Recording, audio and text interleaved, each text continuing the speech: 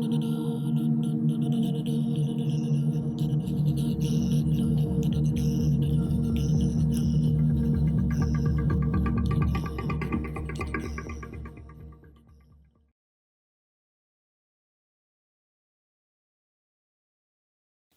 Tom Bignill, Managing Director of Mason Stevens, and I'm here with Adam Morse, founder of Bluerock Wealth. Adam, welcome. Thank you, Tom.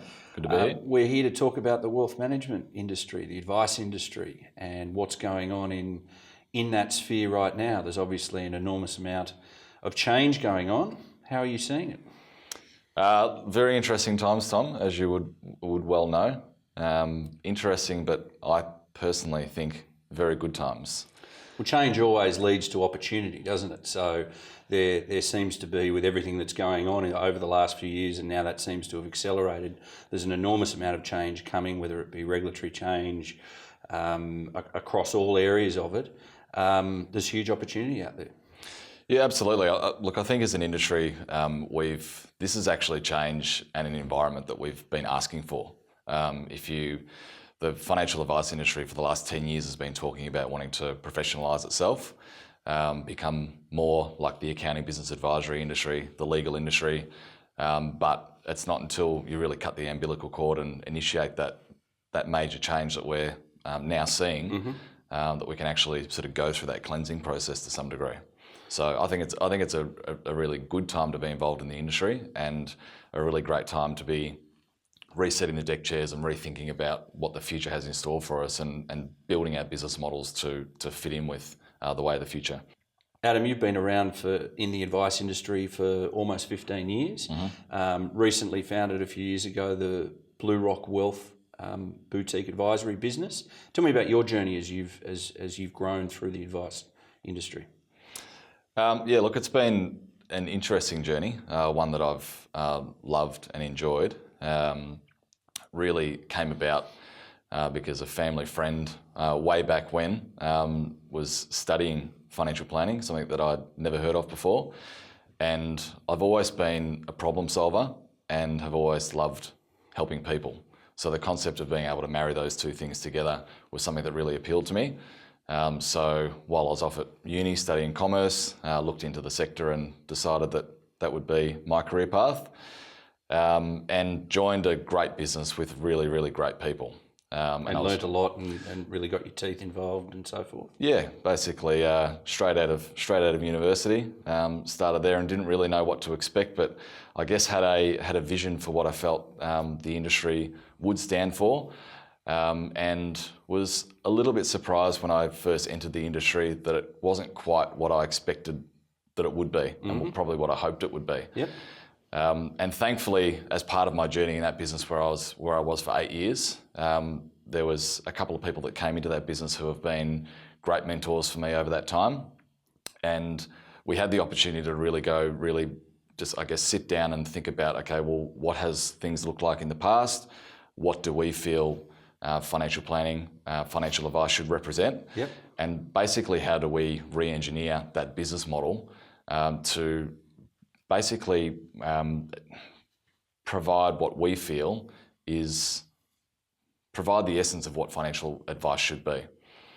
And how do you see, you've seen quite a bit over a decade in advice.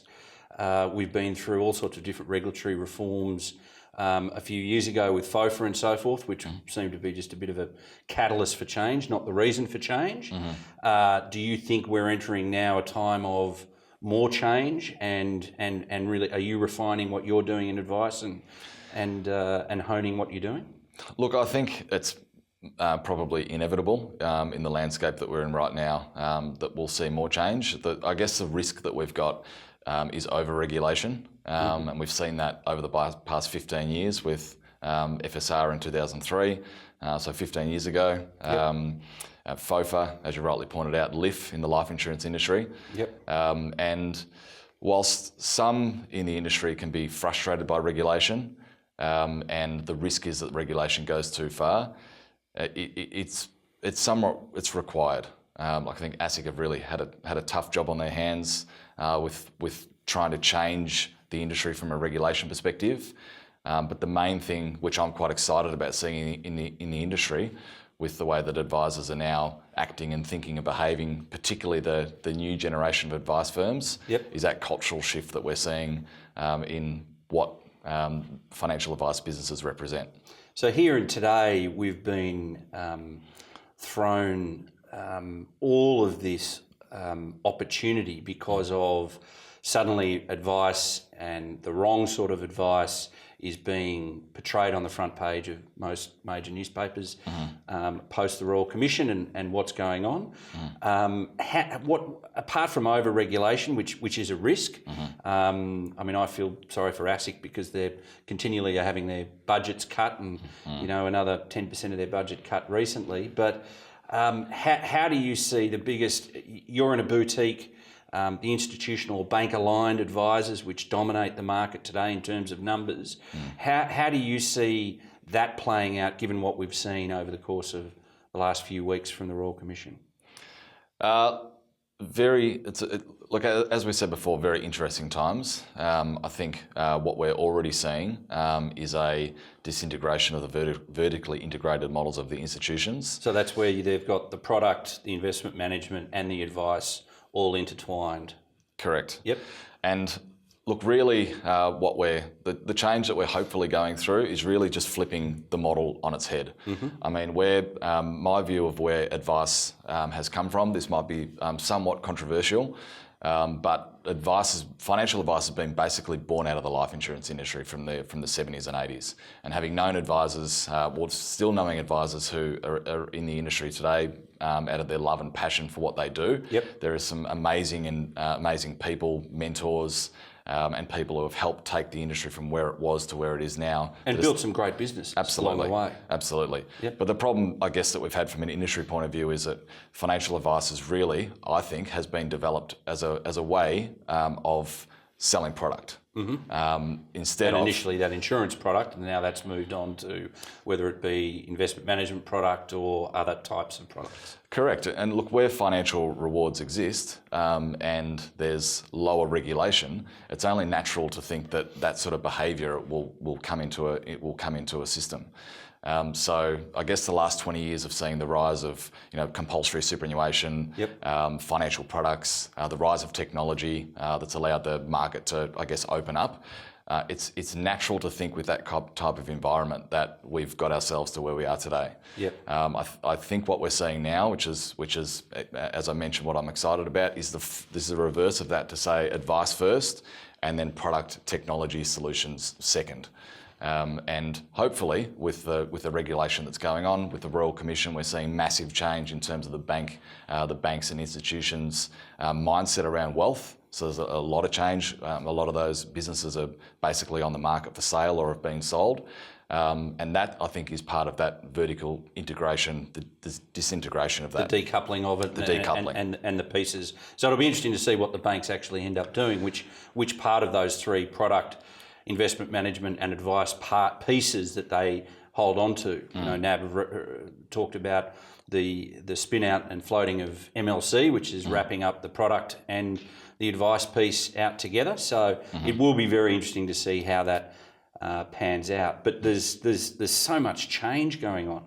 It just opens up an enormous amount of opportunities, I would have thought, for a firm like yours. And it'll be very interesting to see how that goes. Absolutely. And look, I think that where it will go, and look, our vision for Bluerock Private Wealth when we started that part of Bluerock in 2014. So pre-2014, Bluerock was an advisory firm for business owners, born as an accounting firm, added a legal division, and in 2014, that's when I joined the business and set up the wealth management team. Right. And the vision for the business at that point in time, and this goes back to years before that, was always to separate what I call the three pillars of private wealth, which is genuine strategic advice and the investment piece, and then also the life insurance and estate planning piece.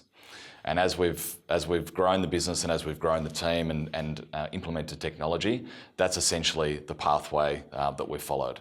We're really, really passionate about the piece around goal setting, being the trusted advisor, being the person who keeps our clients disciplined to the plan. That's the bit that I really love. And when you hold that strong relationship in the middle, the piece around the investment and the life insurance, which are typically the leads in the industry, which are fast becoming the commodity, they just become part of that overall solution that you provide. Do you think that's probably one of the biggest changes that you think we'll see over the next 4, 5, 6, 10 years, whatever it is, that the product side, whether it be the investment side or whether it be the insurance side, do become relatively commoditised, and it becomes back to the centrepiece, which is the core piece of advice that people want? Absolutely, and we're already seeing that now, and I think that probably that's what the bigger institutions are realising, is to provide that strategic advisory piece, that trusted relationship. It's very difficult for that to be provided in those environments. Yep. So there is a massive opportunity for businesses like ours where we're not beholden to an institution. We're beholden to our client and our client alone, because essentially we can spend the time, sit down and really build an advice model around what we think is important to people. Yep. Which is their family, which is their goals, which is giving them peace of mind around where they are now and where they're heading in the future, and what they basically need to do to get there. So I think that part of the change that we're seeing at that institutional level is because to provide that strategic advisory piece is very difficult to do in that environment. So that decoupling, where we say, okay, well, it's product, in particularly in those two streams, investment and insurance, then maybe the advice piece needs to actually be managed elsewhere. A lot of people talk about technology and how technology is affecting disruption, and technology is affecting a whole bunch of different industries and sectors within that industry. How do you see technology helping you to be able to enable you to deliver the advice you want to deliver over the coming years? Are you seeing great changes in technology? Technology, absolutely massive. And it's, I guess you can either have two responses to what's happening from a technology point of view. You can be scared by it, and if you are, I guess, stuck in the old world, you should be scared by technology because the rate of change. I call it not the Gen Y. We've got the Gen Y and the millennials, and the way that they do business, the way that they get access to information and make decisions. I call it the Gen DIY. Because these days, with the internet, with robo-advice, with solutions that are readily available online, that's fast-tracking those commoditisation of those services that traditionally were the value proposition of the advice industry. So technology is something that obviously you can't have your head in the sand about. Yep. You either make the decision to say that we're going to stick with the way that we do things and hope that we're going to be okay, which is obviously not my preferred strategy, or you can look at what's happening in the industry, what opportunities are available from a technology point of view, really embrace it, be a disruptor yourself. I mean, there's nothing stopping these businesses that are coming up from a technology perspective. They're no different to, they're founded by people who are no different to you and I. The Gen DIY that you talk about, I mean, that's kind of really interesting for me about how that's going to unfold, because people kind of put them in the camp of, well, they'll go to robo-advice, a low-cost, simple method, but the reality is they probably actually ultimately want a bit more. Technology, if anything, from what we see, has enabled people and is enabling people to be able to, invest in an unconstrained manner, whether they want to buy US shares or US mutual funds or international stocks or any sort of asset class. However, everything that I've seen in robo, which is really targeting that, as you call it, the Gen DIY sector, is really all about the lowest cost solution at the lowest price. And that needs to evolve, I think. We're starting to see a little bit of that in the US, but that needs to evolve out a bit more, I think. Yeah, look, it's hard to know where it will all land. I mean, I've had discussions, been to presentations with futurists where they talk about sitting in a room with a financial advisor that is essentially a robot who has inbuilt emotional intelligence, sensors, and the capacity to actually have that deep and meaningful relationship with the client. Whether we get there or not, who knows? But the actual, and that's again where we separate this whole advice piece, this whole relationship piece from the actual end product from from the commodity. If I talk a bit about investments and get a feeling for you, what are your clients looking to do? You've got clients across the entire wealth spectrum, as well as across the entire age demographic effectively. Do you see different investing habits from different types of clients? Yes and no. I probably have a slightly different view on the whole investment piece compared to the industry in general, because particularly the private wealth part of our industry has been an investment advisory. It's had investment-led advisory. Yeah, it's had an investment focus. Yes. So here's the investment solution, and around that solution we'll plug in whether it's a bit of strategy around superannuation, whether it's having a discussion about needing to sort out your estate plan, but really that whole investment piece has been the focus. Whereas the advice model that we've built is very much about goals, family, cash flow, circumstances. Estate planning is a massive part of what we do, and it's a massive opportunity as well. And I'd like to talk a little bit more about that. When you talk about estate planning, you're talking about intergenerational wealth transfer, and how you structure things for families and so forth who are looking at that intergenerational.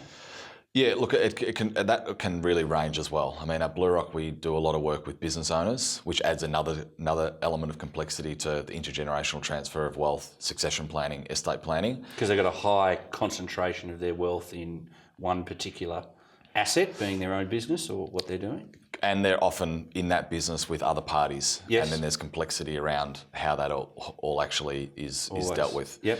And you often hear that the value that you provide and essentially the engagement that you can have with your client is directly linked to the complexity of the problems that you can solve. Yes. And from experience, the whole estate planning and succession planning piece is generally something that is on someone's mind. Like if you gave people a list of things and said, what are the things that keep you awake at night that you don't really know how to solve? Yes. Estate planning, business succession planning is one of the hardest. would feature almost every time. So the reason why I love that whole piece of what we do, and from an engagement point of view, not just raising it as an issue and then suggesting that someone go off and have a conversation, but actually project managing the process, stepping them through, highlighting the issues, engaging the relevant parties, is because when you deal with that, number one, you're opening up the conversation to a broad range of topics for the client. You're talking about elements of their business, elements of their family, parents, children, grandchildren.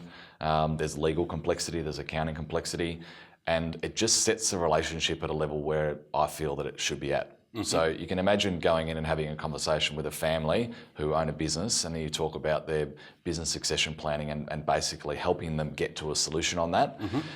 Compared to having that conversation where you sit down with a family or a business owner and talk about life insurance. Yes. So if you talk about life insurance in that situation, then it becomes about the product. If you talk about succession planning and estate planning, it becomes about the strategy. And the life insurance, like we do a lot of life insurance in that circumstance, and the life insurance discussion is it's just a byproduct, and it's somewhat irrelevant.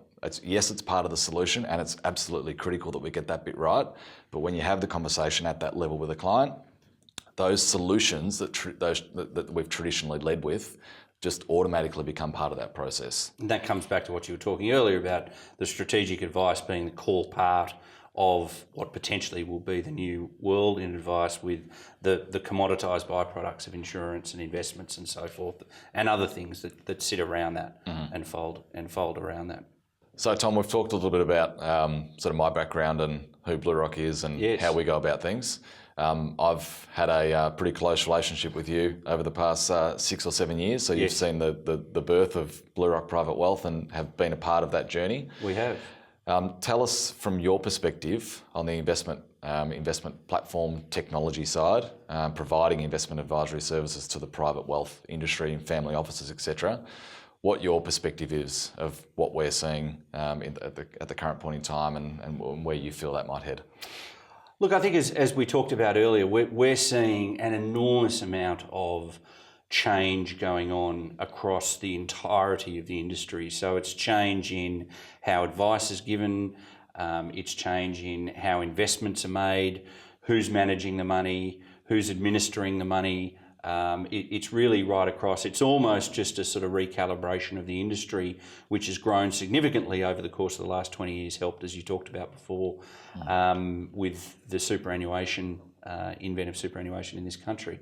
We're seeing significant change in the advisors that we deal with. We provide administration services through our global administration service, which effectively enables clients to be able to, invest across any asset class.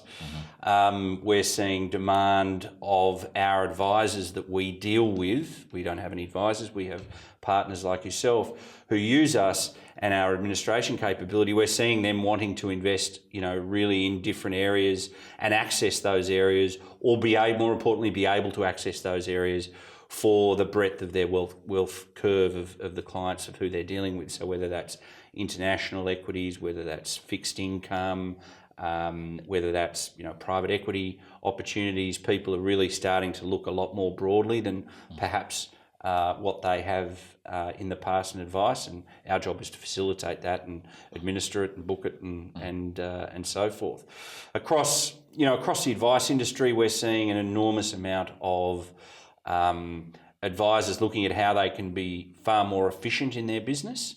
I think everyone's looking at technology and what technology can do for their business to bring in efficiencies, and those efficiencies have to work both ways. They have to work, obviously, as a business owner, as running an advice business, you have to get those efficiencies in order to make the cost of advice, which is always under pressure, and make that profitable. But it also has to benefit the client, most importantly, and how the client is able to benefit from those efficiencies. And that can, be as simple as increasing a communication strategy or delivering a more regular communication strategy about how investments are going, which ultimately then turns your review meetings into less about investments and more about goals and where you're trying to get to, and that strategic financial advice that I know that you're so passionate about. So we're seeing, from a top-down view, we're seeing an enormous amount of change. And Mason Stevens is a business that I have respect for because of I guess the relationship that we have. My experience in the industry of working with other investment platform administration and advisory providers is that the relationship's typically held at the product level. Yes. So I know we've been sort of banging on about product today. Absolutely, and we're building our business inside the sector of the administration/platform space, and that space has been dominated since the advent of platforms in the mid-90s by the banks. And the banks are a mass market, mass scale businesses across whether they're banking or whether they're in platforms or whether they're investment management. We come at it from a slightly different way, where we're trying to increase the capability and give people broad capability of what they can do. And we then ultimately deal with less people and partner with people, and we end up getting them a lot more closer with our clients. Having that intimate relationship. It is because it's really about, we try and allow our partners to have that global access. And there's so much research out there.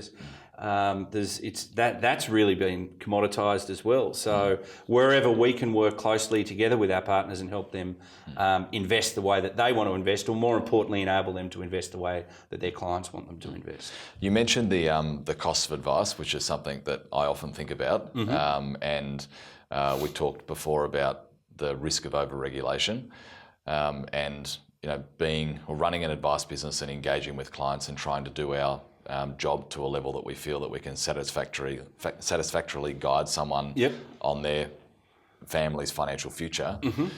The overregulation and the work that's actually involved in delivering an outcome for a client is now starting to come with a certain price tag based on the steps that we need to go through. It is. I mean, look, it's a huge challenge for your business to be obviously compliant and to make sure that all of those regulatory regimes are met, and it's a huge challenge for our business. And there are more and more regulatory issues coming down the pipeline.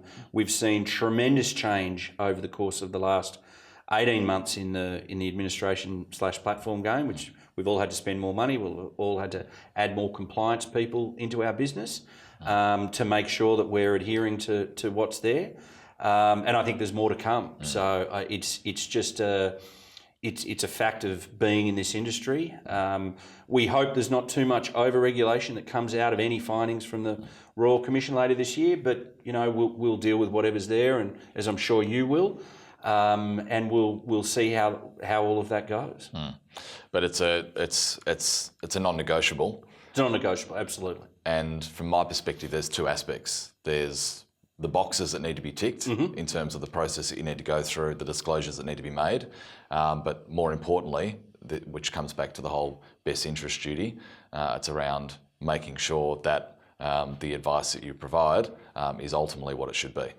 And one of the things that has frustrated me a little bit, which but at the same time excites me about the future, is this I think the cultural shift that we're seeing in advice businesses. So and ultimately, they say that things. So what do you mean by cultural shift? What do you? Well, it's that next generation of advice businesses that are evolving. Yep. And they're looking at what's happening. They're looking at the regulation that is in place and that's likely to come. And they're seeing the change. They're seeing the issues that have existed based on the models of the old world. And I think that what everyone's doing, or not everyone, but I think what's happening is we're seeing a step back from that to say, okay, well, what should financial advice stand for? And look like, yep. And let's build our business based on ultimately our client, and how if we have that mindset of helping the client and building a business that is focused on doing that, then and we make sure that we do what we need to do along the way.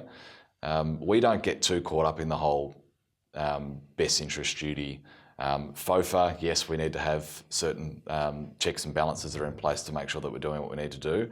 But a lot of the stuff that's happening in the media, like the Royal Commission, which we spoke about, like the regulatory change that's coming through, yes, we do what we need to do, but from our perspective, a lot of it's noise, because it just comes back to what the focus of the business is, the ethos, the culture, yes. And as if you run a business like that, then I feel quite passionate about the team of people that we've got as well, because of the way that we run the business, we're then creating this culture of new blood coming through the industry as well that feels, thinks, behaves the same way. They're engaged, passionate, and they believe in what we stand for. Yeah. And I think that's a really important part of how businesses need to continue to evolve going forward. You need a team of people who genuinely believe in what you do. Absolutely. And the younger generation is really looking for that.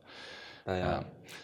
On that particular topic, so if you were looking at a business that may be looking to make that transition from the ways of old, so to speak, to how businesses might need to look going forward, what thoughts would you have for those businesses on how they would need to approach that transition into the new world?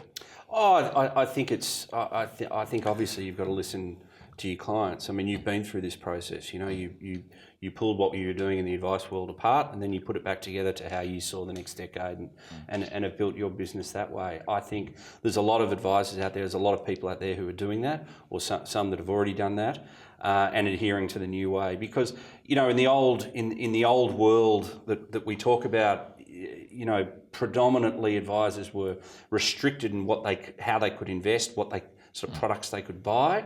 A lot of the and why is that?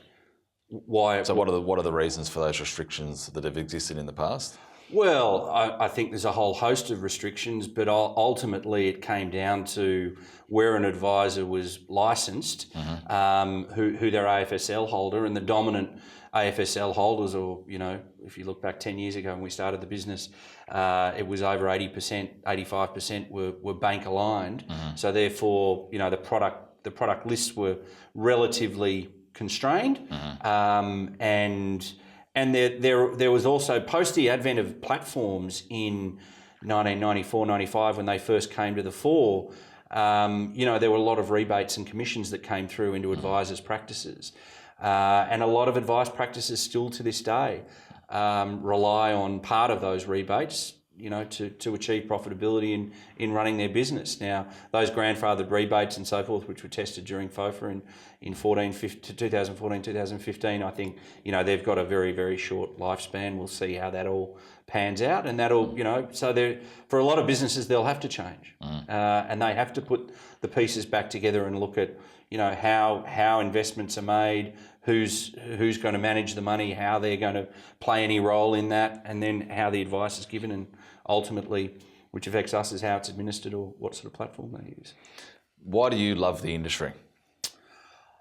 Oh, look, I think it's a very exciting industry. I've been in this industry my whole career. I was on the wealth side, in the stockbroking side for many years before doing what I do now. And it's an exciting industry. It's great about being able to invest and help people invest. There are just so many opportunities out there, and it's what I know, and I've been doing it a long time, and I love it. And yourself? Look, it goes back to what I said before, which is about the helping people aspect, and sort of where we've got things to where they are now, is that we're excited about the process that we take our clients through.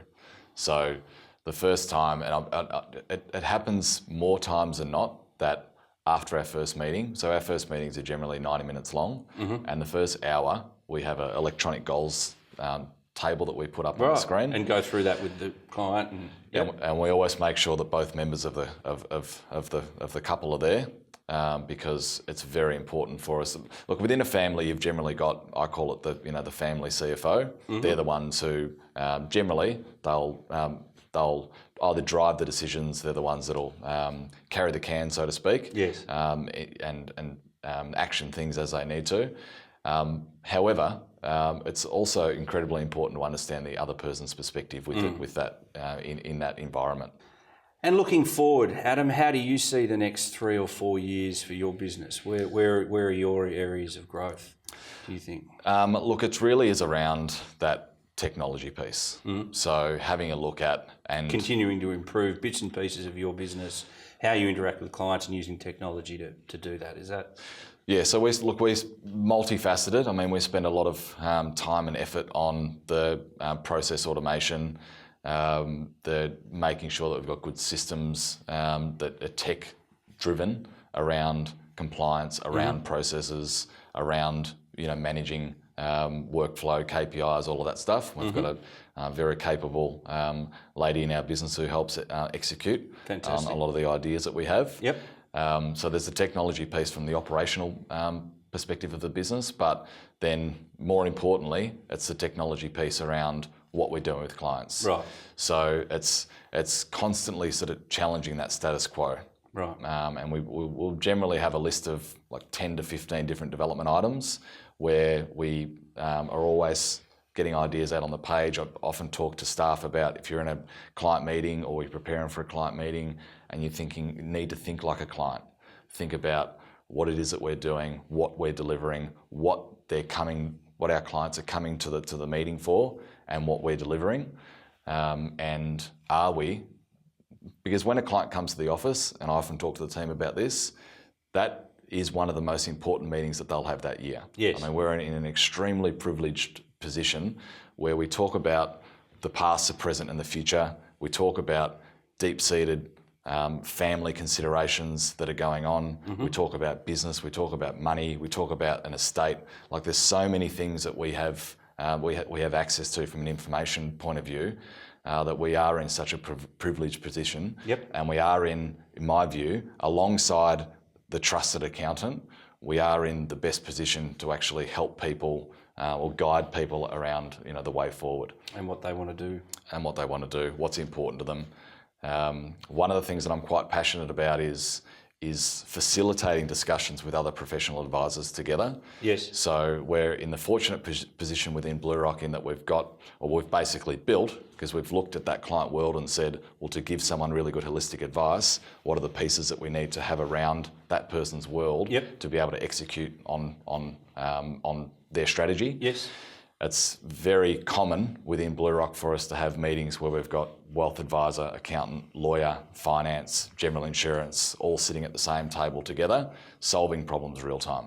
Yeah, and that's pretty rare, and each one of those people have a say in how those problems are solved. So that's fantastic.